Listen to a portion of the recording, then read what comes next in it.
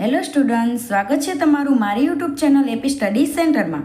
આજે આપણે જોવાનું છે ધોરણ 6નું અપૂર્ણાંક સંખ્યાનું સ્વાધ્યાય 7.3।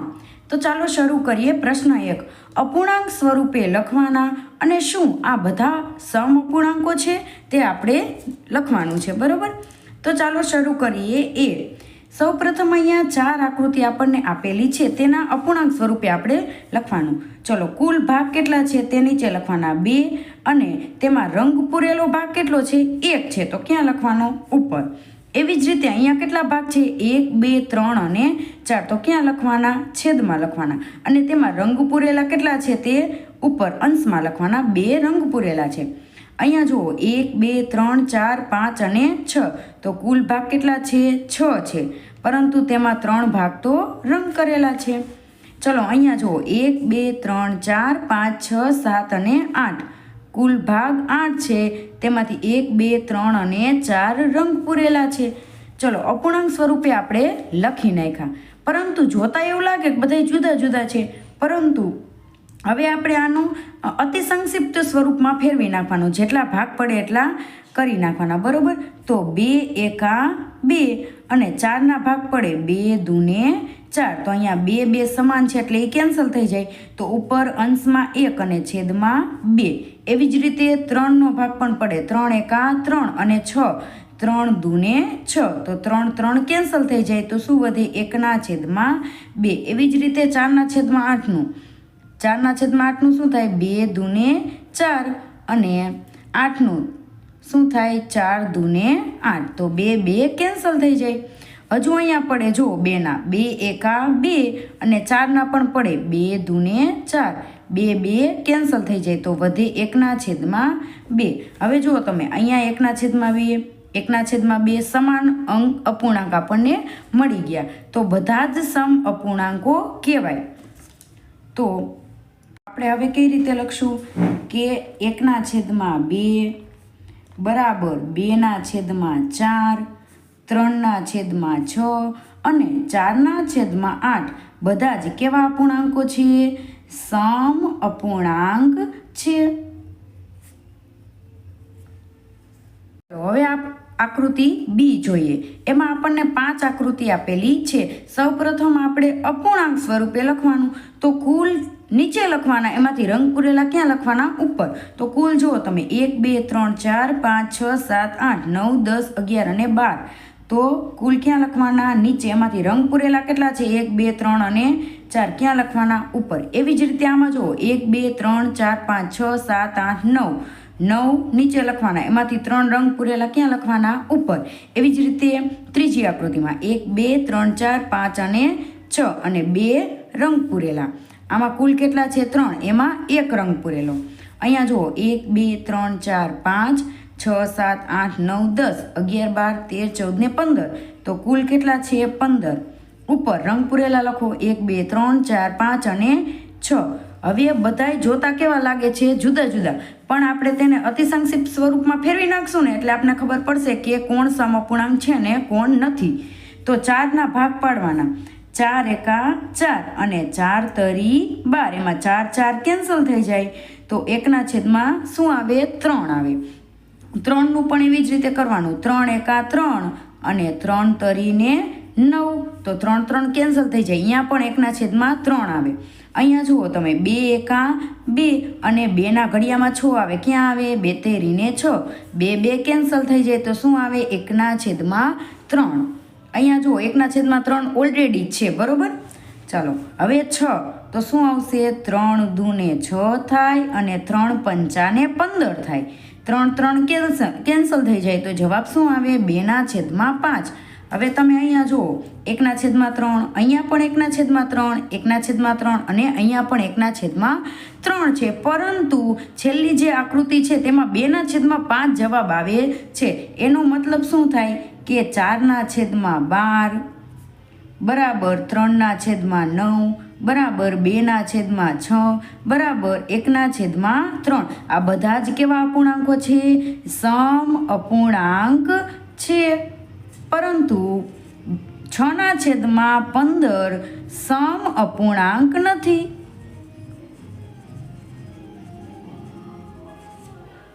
ચલો હવે આપણે જોઈએ પ્રશ્ન નંબર 2. અપૂર્ણાંક લખવાના અને દરેક હરોળની સમ અપૂર્ણાંકની જોડ લખો. સૌપ્રથમ આપણે શું લખવાનું છે? અપૂર્ણાંક લખવાના છે અહીંયા. અને પછી શું કરશું આપણે? અહીંયા એ સામે બી સામે કયો અહીંયા જોડીમાં આવશે તે આપણે જોડ લખવાની છે, બરાબર? તો આપણે સૌપ્રથમ શું કરશું? અપૂર્ણાંક લખશું. ચલો હવે આપણે સૌપ્રથમ અપૂર્ણાંક લખીએ. અહીંયા કુલ ભાગ કેટલા છે? 2. એમાંથી રંગ પૂરેલો 1 ભાગ. અહીંયા જો 1 2 3 4 5 અને 6. એમાં રંગ પૂરેલા કેટલા છે? 1 2 3 અને 4. અહીંયા જુઓ તમે 1 2 3 4 5 6 7 8 ને 9. અને રંગ પૂરેલા કેટલા દેખાય છે? 3. કુલ ભાગ ગણવાના 1 2 3 ને 4 4 ને 4 8. અને રંગ પૂરેલા કેટલા છે? 2. એવી જ રીતે અહીંયા કુલ ભાગ 4 અને રંગ કરેલા કેટલા છે? અહીંયા 3. ચલો ઉપરના આપણે સમઅપૂર્ણાંક લખી નાખ્યા. ચલો હવે ઉપરના આપણે અપૂર્ણાંક લખી નાખ્યા. હવે નીચેના અપૂર્ણાંક લખીએ. તો 1 2 3 4 5 6 7 8 9 10 11 12 13 14 15 16 17 અને 18. કુલ ભાગ કેટલા છે? 18. એમાં રંગ કરેલા કેટલા? 1 2 3 4 5 અને 6. એ ઉપર લખવાના અંશમાં 1 2 3 ને 4 4 ને 4 8 કુલ ભાગ અને 1 2 3 ને 4 રંગ કરેલા. એવી જ રીતે આમાં 1 2 3 4 4 4 4 2 8 4 3 ચોકો ચોકો 16. તો 16 ભાગ કુલ છે. એમાં રંગ કરેલા ગણો 1 2 3 4 5 6 7 8 9 10 11 અને 12. ચલો એવી જ રીતે આ આકૃતિમાં 1 2 3 4 5 ને 6 6 ને 6 કુલ 12, બરાબર? એમાંથી રંગ કરેલા ગણવાના 1 2 3 4 5 6 7 અને 8. ચલો હવે આમાં 1 2 3 4 5 6 7 8 9 10 11 12 13 14 15 અને 16. એમાંથી રંગ કરેલા 1 2 3 અને 4. ચલો હવે આમાં જોડી કઈ રીતે બનાવી? કારણ કે એક કંઈ અહીંયા સમાન દેખાતા નથી. તો હવે શું કરવાનું? આપણે અતિ સંક્ષિપ્ત સ્વરૂપમાં ફેરવી નાખવાના, બરાબર? તો અહીંયા પડે જુઓ તમે 2 દુ 4 અને 2 તેરી ને 6. તો 2 2 શું થઈ જાય? કેન્સલ થઈ જાય. તો અહીંયા કેટલા વધે? 2/3. અહીંયા પણ એવી જ રીતે કરવાનું. 3 એકા 3 9 ભાગ પડે 3 તરી 9. અહીંયા 3 3 કેન્સલ થઈ જાય. તો શું વધે? 1/3. અહીંયા 2 એકા 2 અને 2 ચોકા 8.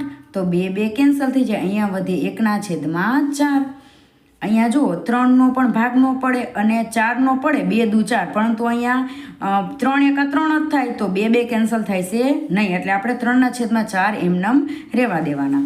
હવે અહીંયા જુઓ 6 6 એકા 6 6 તરી 18. ચલો 6 6 કેન્સલ થઈ જાય. તો શું વધે? 1/3. એવી જ રીતે અહીંયા 2 દુને 4 અને 2 ચોક 8. અહીંયા 2 2 કેન્સલ થઈ જાય. તો વધે 2/4. એવી જ રીતે અહીંયા કરવાનું 12. તો 6 દુ 12 અને 2 સત્તા ને 14. તો 2 અઠ્ઠા ને 16. 2 2 કેન્સલ થઈ જાય. હજુ 6 ના પડે જુઓ 2 તેરી ને 6 અને 2 ચોક 8. 2 2 કેન્સલ થઈ જાય. તો શું વધ્યું? ઉપર 3 અને 4. ચલો એવી જ રીતે 8માં 4 દુ 8 અને 4 તરી 12. 4 4 કેન્સલ થઈ જાય. વધે 2/3. 4 નો કરો 2 દુ 4 અને 2 અઠ્ઠા ને 16. તો 2 2 કેન્સલ થઈ જાય. તો 2/8. હવે 8નો પડે જો 2 ચોક 8 થાય ને. 2 એકા 2 અને 2 ચોક 8. 2 2 કેન્સલ થઈ જાય. તો ઉપર 1 અને નીચે 4 એટલે 1/4. ચલો અહીંયા ભાગ પડે જો 2 એકા 2 અને 2 દુને 4. તો 2 2 કેન્સલ થઈ જાય. તો શું થાય? 1/2. તો એમાં જુઓ અહીંયા 1/2 છે. તો એવો જ અહીંયા 1/2 છે. કઈ આકૃતિમાં છે? બીજી. તો એની સામે કઈ આકૃતિ આવશે? બીજી આકૃતિ જોડમાં આવશે. એવી જ રીતે બીમાં. તો બીમાં શું છે? 2/3, બરોબર? તો અહીંયા 2/3 ક્યાં છે? જો અહીંયા ચોથી આકૃતિમાં 2/3 છે. તો બીની સામે શું આવશે? ચોથી આકૃતિ આવશે. એવી જ રીતે સીમાં, બરાબર, એમાં શું છે જુઓ તમે, 1/3. તો 1/3 અહીંયા પહેલી આકૃતિમાં જ છે જુઓ તમે. તો સીમાં શું આવશે? પહેલી આકૃતિ આવશે. હવે ડી, ચલો ડીમાં શું છે? 1/4. તો અહીંયા 1/4 ક્યાં છે? જો અહીંયા પાંચમી આકૃતિમાં છે. તો ડીમાં શું આવશે? પાંચમી આકૃતિ આવશે. હવે ઈ લાસ્ટ આકૃતિ, બરોબર. ચલો એમાં 3/4 છે. તો 3/4 ક્યાં આવે? આ ત્રીજી આકૃતિમાં છે. તો ત્રીજી આકૃતિ આપણે લખવાની, બરોબર. તો આપણને અહીંયા કીધું હતું કે હરોળની સમઅપૂર્ણાંકની જોડ લખો, તો આપણે લખી નાખી, બરોબર. ચલો હવે આપણે જોઈએ પ્રશ્ન નંબર 3. નીચે આપેલ દરેકના અહીંયા કોષ્ટક જેવું આપેલું છે, ખાનું આપેલું છે, એમાં સાચી સંખ્યા મૂકો. 2/7 છે એનો સમઅપૂર્ણાંક અહીંયા આવે, તો એનો અંશ આપી દીધો છે સમઅપૂર્ણાંકનો, આપણે માત્ર છેદ શોધવાનો છે. 2 ચોક કેટલા થાય? 8 થાય. 2 ને 4 વડે આપણે ગુણ્યા તો 7 ને પણ કેટલા વડે ગુણશું? 4 વડે ગુણશું. તો આપણે અહીંયા સમઅપૂર્ણાંક મળી જાય. 7 ચોક 28. તો અહીંયા શું આવશે? જવાબ 28 આવશે. એવી જ રીતે અહીંયા જુઓ બીમાં 5/8 છે. હવે 5 ને કેટલા વડે ગુણશું? તો આપણને 10 મળે. તો 5 દુ કેટલા થાય? ઉપર 10 થાય. એવી જ રીતે 5 ને 2 વડે ગુણ્યા તો 8 ને પણ કેટલા વડે ગુણવા પડે? 2 વડે. તો આપણને નીચેનો છેદ મળશે. 8 દુ ને 16. તો 10 આપ્યા હતા, અહીંયા 16 મૂકવાના જવાબમાં. એવી જ રીતે ત્રીજામાં 3/5 છે. જો હવે શું કરશું? અહીંયા 5નો ભાગાકાર કરશું 20 સાથે, બરોબર. તો 5 ચોક કેટલા થાય? 20 થાય. તો 5નો ગુણાકાર કેટલા કર્યો? 4 હારે કર્યો ને. તો કેટલા થયા? 5 ચોક 20 થયા, બરોબર. 5 ચોક કેટલા થયા? અહીંયા 20 થયા. હવે 4 સાથે 5નો ગુણાકાર કર્યો તો 3નો ગુણાકાર પણ 4 સાથે કરવાનો. 4 તરી 12. તો ઉપર કેટલા આવશે? 12 આવશે, બરોબર. ચલો હવે આમાં જો 45/60 15 આપેલા છે, તેના સમઅપૂર્ણાંકમાં આપણે છેદ માત્ર શોધવાનો છે. હવે જો અહીંયા 15 તરી 45 થાય. 45નો ભાગાકાર આપણે 3 સાથે આ કરશું ને ત્યારે 15 આવશે, બરોબર. તો 45નો ભાગાકાર 3 સાથે કર્યો, એવી જ રીતે 60નો ભાગાકાર પણ 3 સાથે જ કરવો પડે, બરોબર. ચાલો રફમાં કરી લેવાનો. 60 અને 3 દુ ને 6, બરોબર. ઉપરથી શૂન્ય ઉતરે, ભાગ નો ચાલે એટલે શું આવશે? શૂન્ય. શું આવશે? અહીંયા 20 આવશે, બરોબર. 20 તરીને 60 અને 15 તરીને 45. તો આપણને જવાબ મળી ગયો. કેટલો આવશે? અહીંયા 20 આવશે. એવી જ રીતે અહીંયા 18/24 તેના સમઅપૂર્ણાંકનો છેદ આપેલો છે 4, પરંતુ અંશ આપેલો નથી. ચલો અહીંયા પણ આપણે ભાગાકાર કરવો પડશે. જો 24નો ભાગાકાર કેટલી સાથે કરશું? તો 4 આવે, બરોબર. તો 6 ચોક 24 થાય. તો આપણને અહીંયા કેટલા મળે? છેદમાં 4 મળે. તો એવી જ રીતે 18નો ભાગાકાર પણ આપણે 6 સાથે કરવો પડે, બરોબર. અહીંયા રફમાં કરી લેવાનો, મોઢે આવડતો હોય તો મોઢે કરી લેવાનો, બરોબર. એમના 6 તરી 18. તો અહીંયા શું આવશે? 3 આવશે, બરોબર. તો જુઓ 6 ચોક 24 ને 6 તરી 18. હવે આપણે જોઈએ પ્રશ્ન નંબર 4. 3/5નો સમઅપૂર્ણાંક શોધો જેનો છેદ 20 હોય. હવે 3/5નો છેદ કેટલો આપ્યો છે? 20 આપ્યો છે. તો આપણે તે સમઅપૂર્ણાંકનો અંશ શોધવાનો છે. ઉપર કર્યું હતું ને એવી જ રીતે આપણે અહીંયા નીચે પણ કરવાનું. હવે 3/5, 5નો ગુણાકાર કેટલા કરશું? તો 20 આવશે. હવે 5 ચોક કેટલા થાય? 20 થાય, બરોબર. તો નીચે 4 વડે ગુણાકાર કર્યો તો ઉપર પણ 4 વડે ગુણી નાખવાના. 4 તરી 12, બરોબર. તો જવાબ મળી ગયો. આપણે અંશમાં શું આવશે? 12 આવશે. એવી જ રીતે અહીંયા બી જુઓ, અંશ 9 હોય. 3/5નો સમઅપૂર્ણાંક શોધવાનો જેનો અંશ કેટલો હોય? 9 હોય. તો 3/5 અને અંશમાં કેટલા આપ્યા? 9. આપણે છેદ શોધવાનો છે. 3નો ગુણાકાર હું 3 સાથે કરું ત્યારે મને 9 મળે. તો 5નો ગુણાકાર પણ કેટલી સાથે કરવો પડે? 3 સાથે કરવો પડે. તો 5 તરી 15. તો આપણને મળી ગયો છેદ. શું આવશે? અહીંયા 15 આવશે. ચલો હવે 3/5નો સમઅપૂર્ણાંકનો છેદ આપ્યો છે આપણને 30 અને અહીંયા અંશને આપણે શોધવાનો છે. તો 5નો ગુણાકાર હું કેની સાથે કરીશ તો મને 30 મળશે. 5 6 કરીશ તો મને 30 મળશે. હવે નીચે 6 વડે ગુણ્યા છે તો ઉપર પણ 6 વડે ગુણવાના. અંશ તો એમનેમ જ આવે. 3 ગુણ્યા 6 6 તરી 18 થાય. તો જવાબમાં શું આવશે? અહીંયા 18 આવશે. એવી જ રીતે 3/5નો અંશ આપ્યો છે કેટલો?